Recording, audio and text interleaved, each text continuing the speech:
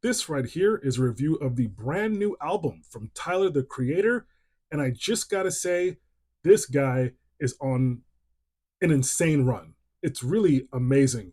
When you go back to Flower Boy, which I feel like was the album that he really truly found himself as an artist, he really harnessed his sound, and then to follow that up with one of my favorite albums of the last decade in Igor, following that up with Call Me If You Get Lost, which was also a really great record, and then following that up with last year's Chromacopia to now with this new record, Don't Tap the Glass.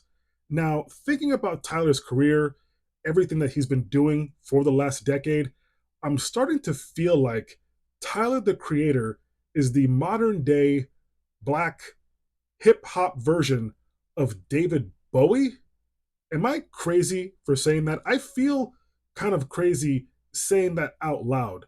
But when I think about the aesthetics that he changes from project to project in a really exciting and really unique way, and also tweaking his sound just a little bit from project to project, it's really amazing and inspiring. He doesn't let things get dull, he doesn't stay stagnant, and I'm just really impressed. This guy really has become an amazing essential artist.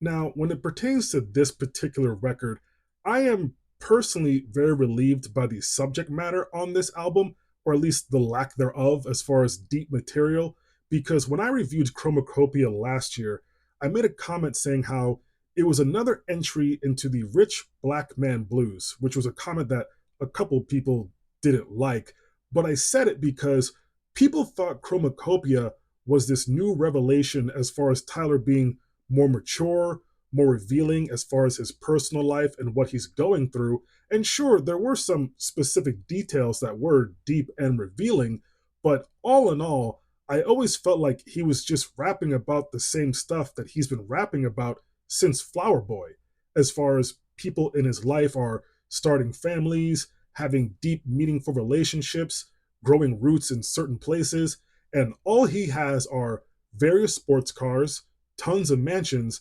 and sexual escapades with God knows who. You don't know if he's sucking on a wiener or munching on a cooch. Now, personally, I don't care what's going on in Tyler's bedroom, but we were left to wonder. And I am relieved that this record is not deep. He himself has made that clear.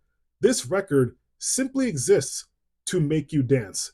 And I think that was necessary to make a record like that. We needed a break from the rich black man blues.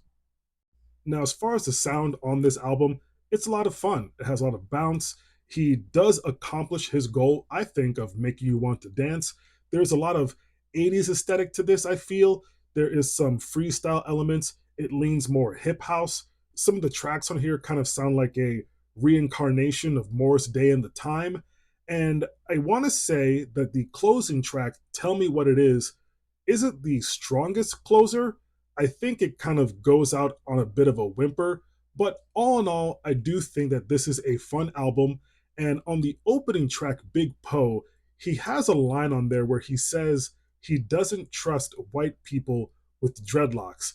And I want to say that I don't disagree with him, I don't agree with him, but I also don't disagree with him. I apologize if you're watching this and you're white with dreadlocks, but I don't disagree. 7 sticks of butter. Peace, love, butter.